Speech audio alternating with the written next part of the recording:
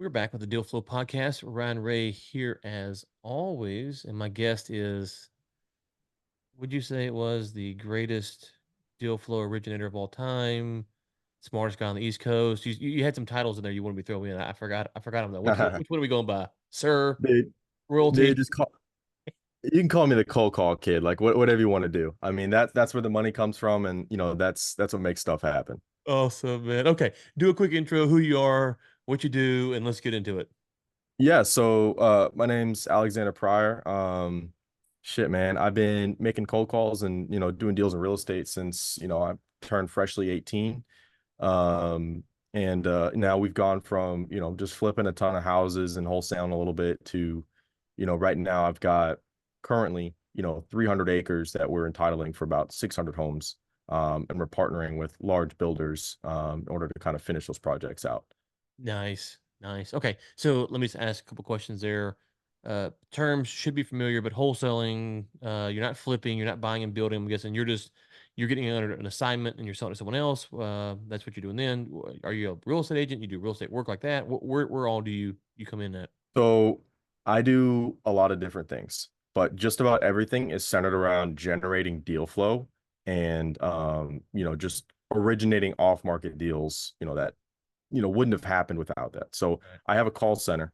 Right now, we personally, I have about 8 to 12 cold callers at any time, and we are scaling and growing pretty rapidly. And so originally we started out, we only did single family because that's the simplest thing to get into, easy to finance, easy to find buyers for. So we were wholesaling. We My business partner is also an agent. And so we have a couple agents that work for him under our umbrella. That sort of work as our acquisition agents as well. They work explicitly just for us, whether it's off market or it's one of our leads we turn into a listing, or something like that. So kind of like sort of like a hybrid brokerage model on that end. But I focus more along the lines of the bigger stuff. What can we do in terms of, raising capital to take down a big deal, or what are going to be the big liquidity events that, kind of give us the capital to do bigger and better stuff. Yeah, no, that's great. That's great. So I want to talk about cold calling for a second. Let's come back to real estate. More what you're doing in a minute. So we do off market deal flow origination as well, and we mainly do that for M&A transactions for businesses. We do some commercial real estate, not where you're playing at. What we found is we don't have a call center. We use email. We found that trying to get someone on the phone, who knows where they're at. Hey, you want to sell your business is really awkward. So we've shied away from that. But cold calling for real estate, I mean, we've had some success with the off market for commercial real estate stuff. Nothing to write home about. But cold calling for real estate, I think people give it a bad name.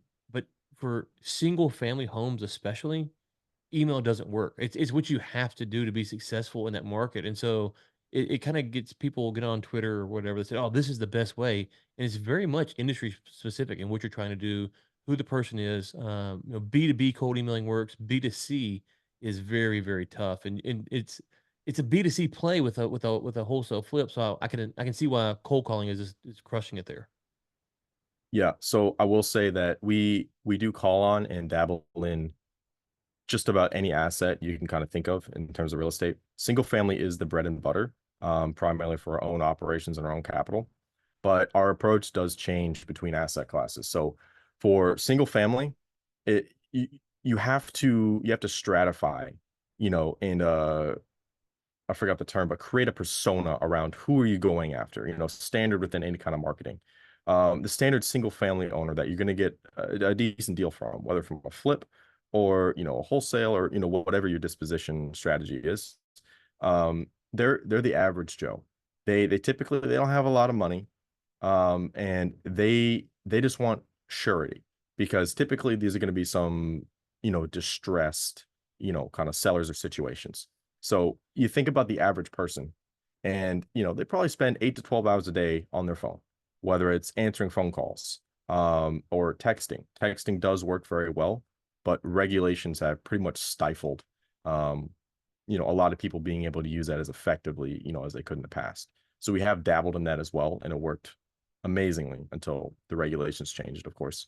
But when we go after something like industrial, in terms of cold calling, it's no longer a hey, call them up, get a price, get the condition, all that stuff. Now you have to look towards building that relationship and building that authority that, you're not going to waste their time. So if we're calling on a $10 million warehouse, it's, hey man, as opposed to, are you ready to sell in 30 days or any kind of, script language like that. It's more along the lines of, hey man, it looks like you got a great piece here. I don't know what your plans are, in the future for it, but I'd like to at least just make you an offer. And we kind of look for the absolute lowest ask we can because we can say sell to single family. It's much harder to say sell to someone on, I'm sure commercial real estate, where the transactions are much more complicated. Because when I think of selling, I think of all the paperwork, having to go to closings, having to hire and retain attorneys, having to do all this and all that. Um, and it's just a much lower ask to just, receive an offer and then go from there. Okay, yeah. And it is it's interesting. There was a thing on Twitter, gosh, a while back, and someone was asking about, what's the most valuable spot to be in, and this guy was saying, well, to be the investor is the best spot, and I thought, I get what he's saying, but the deal flow originator is pretty good. Yeah. Because as an investor, I have to be right and competent in this investment thesis, and it has to go right. As the originator, I might have 7 different theses I'm working for, and if they all go great, great. If one goes great, I still didn't lose. So I think the originator space, it's more of a grind, as you know, but man, it is a fantastic spot to be in to kind of leverage yourself. It's almost like buying one of those, like a mutual fund almost. You have all these people that you're working for, and you don't have to be an expert in every potential thesis. You just have to go find the deal and secure it for them. So I think it's an undervalued spot in what we see in the industry. I completely agree. And that's the position although now my personal focus is more on the GP side, especially with our entitlements and stuff, because, these are going to be exits, into 8 figures, um, which is pretty insane going from, smaller deals, below 3 million, let's say, and a couple industrial larger than that, of course, Mhm. to doing this. But, also I've doubled down and focused throughout this process of, growing on Twitter, going from, essentially nobody who had no idea what I was doing. I was just spitballing everything I could Mm. to private equity groups, reaching out every single day. Hey man, we want to do this together, do that. To where now all I have to do is go and get the deal. I need to know what the criteria are. I already have the systems in place. We go and we get the deal. And then we secure an equity position or kind of a cash fee on doing that deal that I didn't have to raise capital for. I didn't have to put together a whole, like you mentioned earlier, investment thesis. All I had to do was get the deal. And so it really is an attractive spot to be in, especially when you're working with limited capital. Now you touched on something there, being part of the GP. I'm in a GP in a small private equity fund that does mainly oil and gas and mineral acquisition stuff. What we've seen with PE, and I think some of the problem is if you can't get some kind of stake is there's a lot of PE out there that will look at everything you send them. That's what they say. I'll look at everything you send them. What did you find to be successful? Saying, I'm not going to send you stuff just so that you might look at it because in PE, if you're listening, I understand why you say that. You get a lot of deals sent your way, but from my standpoint, it's not valuable for me. A real story. PE we talked to. They said, yeah, send us something. We had a deal. No one didn't fit anybody. We sent it to him. He comes back, goes, hey, do you have a sim for it? I'm like, well, we don't do sims. That's not the business we're in. Like, this is the opportunity. Is it worth you talking to them? He's like, well, what do they do? I'm like, well, you've got the web, like you have what you need to decide if this is worth a phone call or not. We've got the revenue, we've got the margin, we've got all the, and so we shy away from dealing. We would like to work with more people, but we also shy away from sending them deals because we get a lot of, oh yeah, I'll look at it, and they never take it forward. How did you overcome that? So it's a lot of churn. So a lot of them. So a lot of the business practice with, um, you know, part of the acquisition side of the buy side with a lot of real estate private equity guys is talk to as many brokers as you can, right? That is how they source their deals primarily.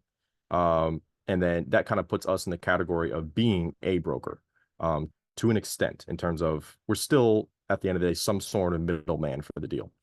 Um, and yes, there you will always encounter tire cakers or time wasters that don't move or execute on a deal. One way around that is charge a retainer. I mean, look, it costs us a lot of money and a lot of Right. time and effort to bring these opportunities there in the first place. So have them put skin in the game to show that they're serious. And it's not just about the money or, covering the expenses. It's more about having a partner in with the process. So that you're not just busting your balls, sourcing all these different deals that you can't do anything with. Yeah, yeah, that's exactly what we say. Hey, if you want to pay us, or the retainer's nominal for the deal flow we could bring. Um, but I think you're dead on there. It's the thing where we're looking for a partner because in what we're doing, and I'm guessing what you're doing is you're building trust with this person to get them to sign an agreement or take a phone call or to go down this process with you. And if I say I have a buyer, if you say you have a buyer, and then you sent to said buyer and said buyer does nothing, well, you've got to go back to this person and keep them interested somehow. And and so it kind of gets lost in the mix that the work that you're doing and that the kind of our space that we work in together, mutually is, man, it's tough because you got to build trust that you are a legitimate source of deal flow from their perspective, which is can bring a buyer or an investor or whatever it might be. And so um, I do think that probably it's underappreciated on the PE side. And like you say, anyone who tells us, send me anything you got, they get nothing that I got. Like that is the surefire way for me to never send you a deal if you say, send me everything you got. It's just, you're not going to look at it. Yeah. Yeah, exactly. Okay. So you, real estate, you kind of expanded into this. Now you got some GP positions, which changes it, right? They're skin the game then. You get to see behind the curtain on what's going on. What's your read of this? We're recording this on the 25th of 2024. It'll be out in probably 2 weeks, but who knows what'll happen after 2020? You just can't predict. A few weeks be the Yeah. same. What's your read right now for real estate? A lot of interest, not interest. What's your read there? So since we are in several different asset classes, kind of mostly focused in the Southeast, and in Texas. Right now, I am getting a lot more traction on land, which I've pivoted to in the past, 6 to 9 months.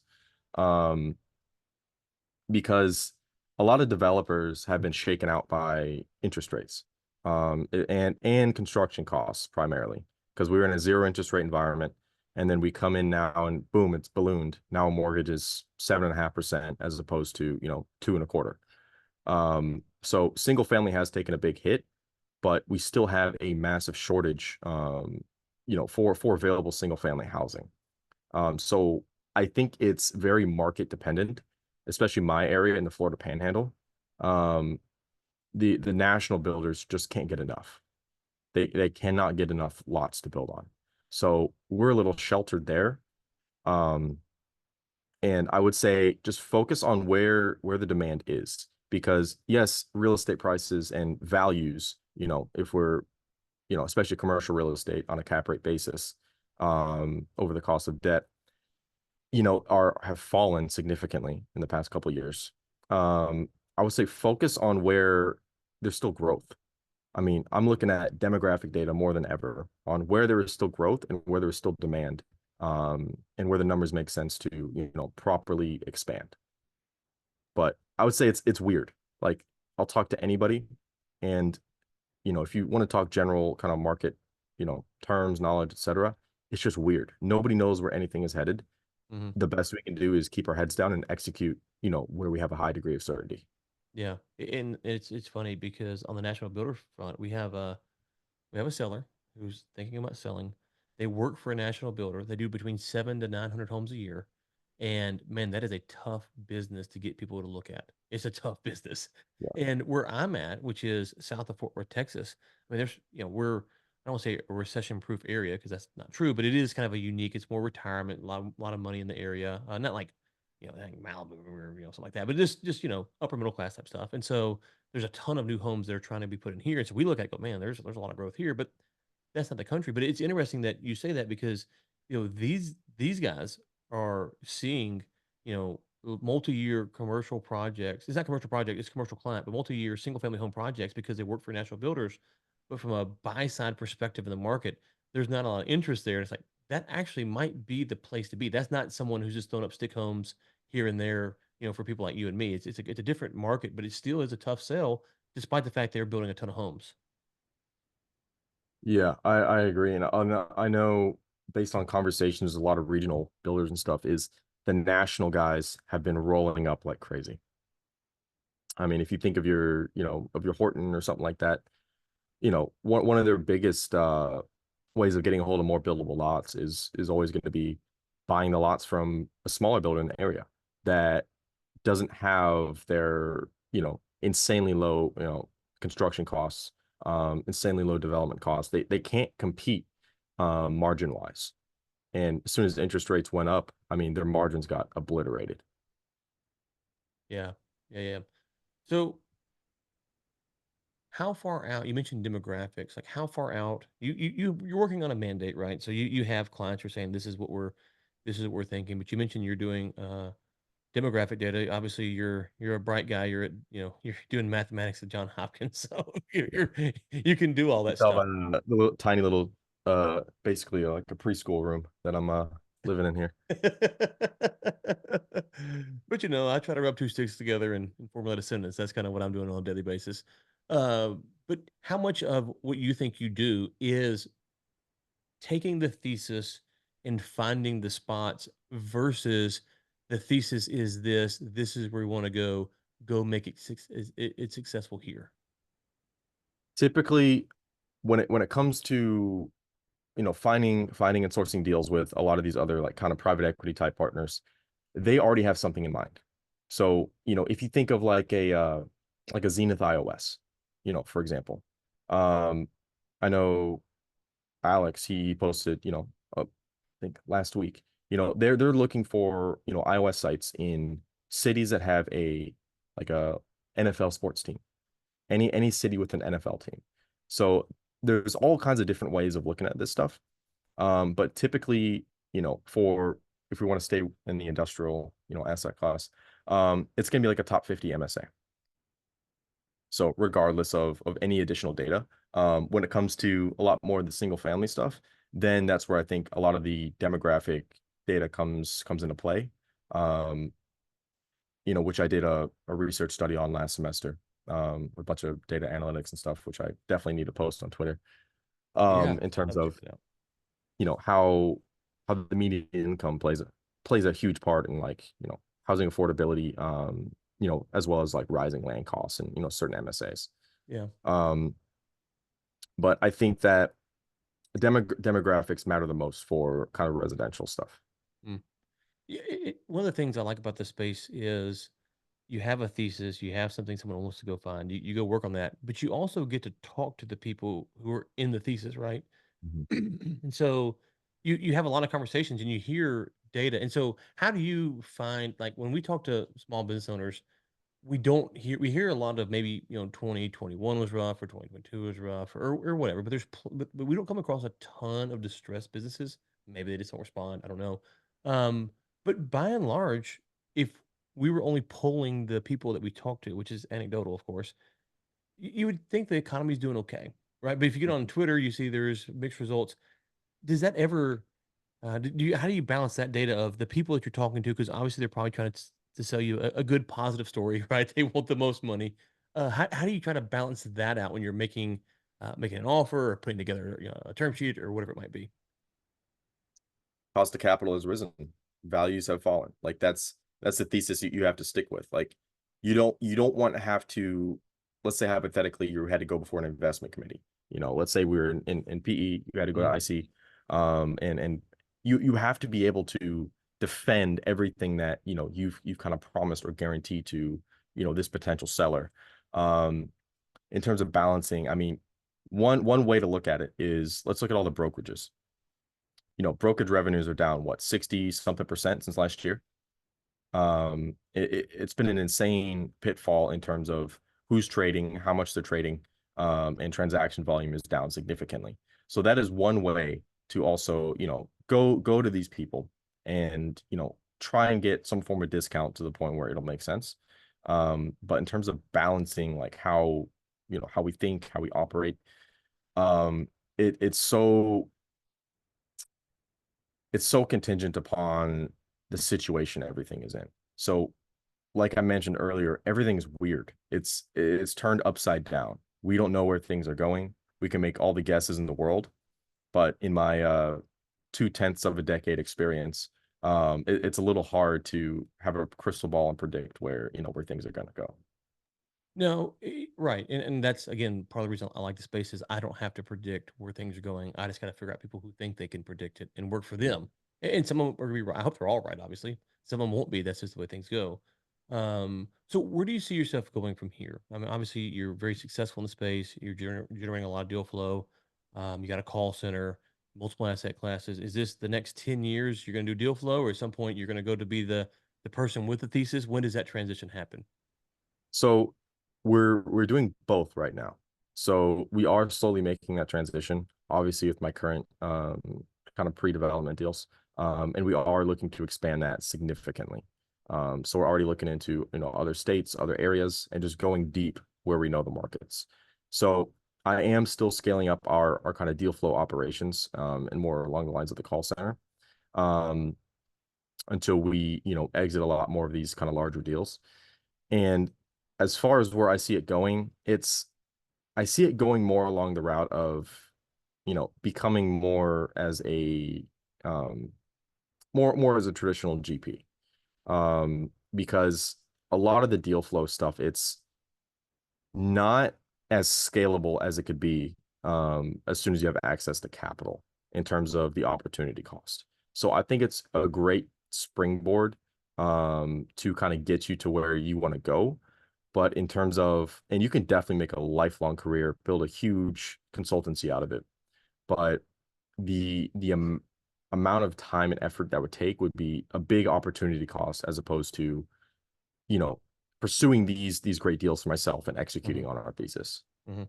Yeah, I've wondered if there will be a great PE roll up of deal flow originators.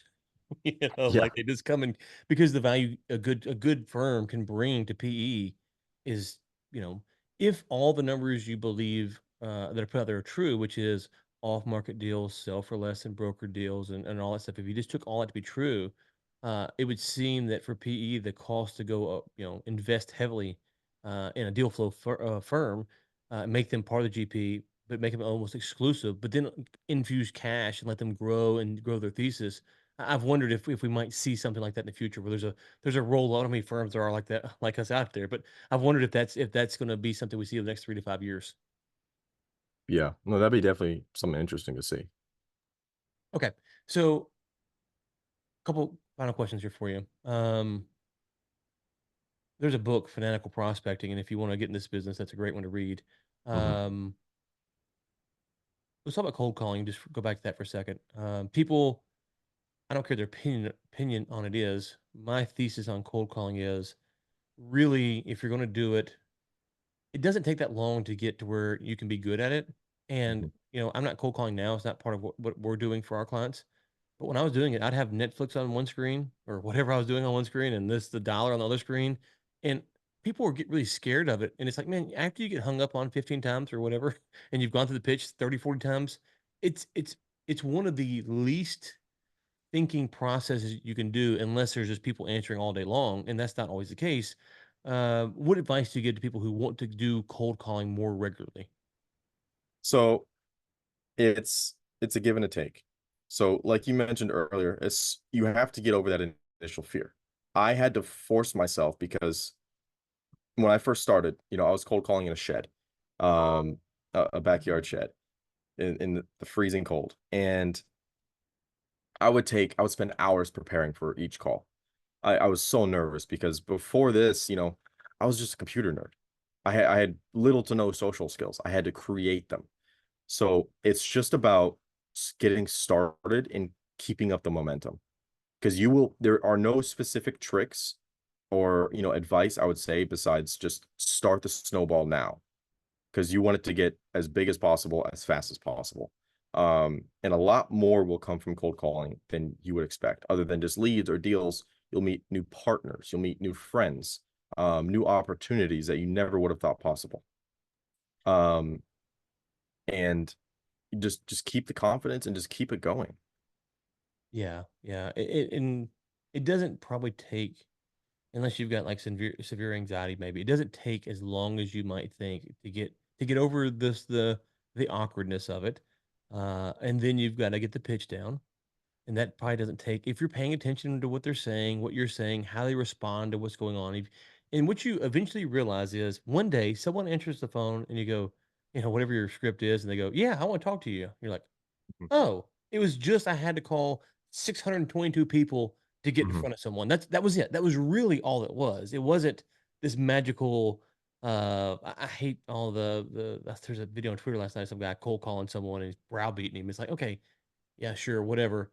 It's really simply a numbers game 99% of the time. There is some massaging, there is some closing. I'm not trying to diminish that, but we get people, they respond back, "This is exactly what I'm looking for." We might have sent out 3,000 emails to get that though, right? And so you Mhm. talk to, so it's really just a numbers game, and the more people believe that and they do it, the easier it becomes, and then it's almost just like, it's second nature almost. Exactly. And at this point, it's second nature. Like I still make cold calls myself, primarily for like large land tracts that are Mhm, exceptionally prime. And, you know, I approach every call as if I'm calling an old friend. And mhm. this is what I teach my callers as well. It's a standard, hey, what's up, man? How's it going? Blah, blah, blah. I don't make a pitch. I don't do anything. It's, hey, I, I drove by a piece of land, the other day and, I want to see if I could walk it with you. I'm really interested. I've got some other, land to buy in the area. Even if you don't want to offer, I'd love to just meet you and, explore what you have going on here. And you'll get a meeting every time because you're taking a very human approach and very conversational. No, that's fantastic because, where we play at, it's interesting because what we do is we're already paid by someone else, and so we hop on the phone and say, "We have nothing to pitch you. We're just here to learn." They respond to an email, they're interested, but we say, "Yeah, we have nothing to pitch you. Someone's already paid us. We're here to find out information," and the temperature goes way down, right? And so if you can make that first call, that first contact, a non-pitch, which is tricky, but if you can do that, I mean, yeah, I can see the success going through the roof. Okay, um, final question, who should and who should not get into the deal flow space?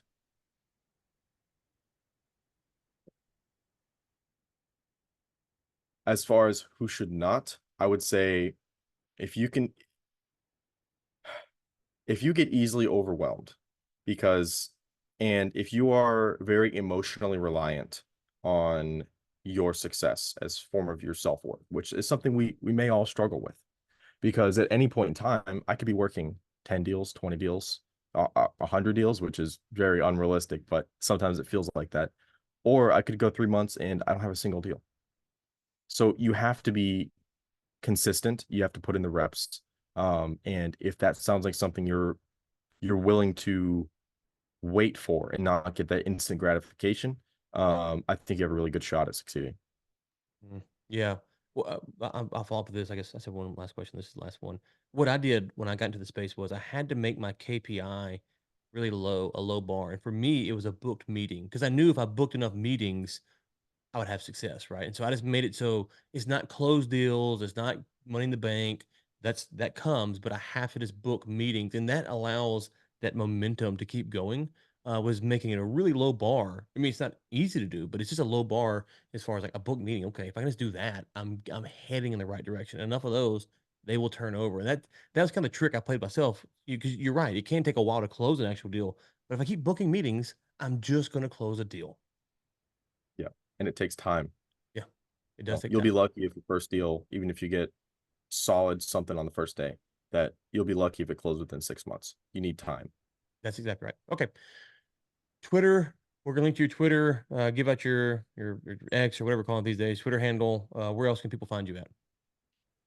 Right now, just Twitter. I'm hoping to expand to something like YouTube or something in the future. But my goal is I'm not selling anything to anybody. I'm just here to make friends. And then if it just so happens that we can do some deals or something together, that's fantastic. But I love making friends. I love helping people out. So in the future, maybe YouTube, something like that. But right now, just Twitter. Awesome. We will link to your Twitter profile in the show notes. Of course, that's all at 5wide.biz. Alex, has been great, man. Thanks for coming on. Awesome. Thanks, man. I appreciate it.